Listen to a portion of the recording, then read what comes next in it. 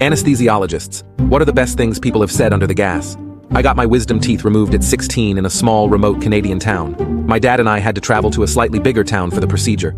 Now, and this is important later, I had just returned from a year away, because I spent a year of high school as an exchange student in Taiwan, and had only gotten back a few weeks earlier.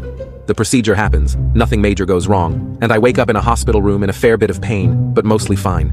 My dad, who had driven me, came into the room, absolutely howling with laughter. Once he finally found his composure, he explained to me what had happened. The anesthesiologist and a nurse came out into the waiting room after I was put under and apparently were white as ghosts. My dad asked if anything was wrong, and eventually, the anesthesiologist explained to my dad that after he administered the anesthesia, I began speaking to him in fluent Mandarin, and that he thought maybe he needed to call someone to ask how it was possible that this redneck white teenager could suddenly gain the ability to speak Chinese under anesthesia. My dad thought this was the funniest thing he'd ever heard and explained that I already knew Mandarin from my year in Taiwan.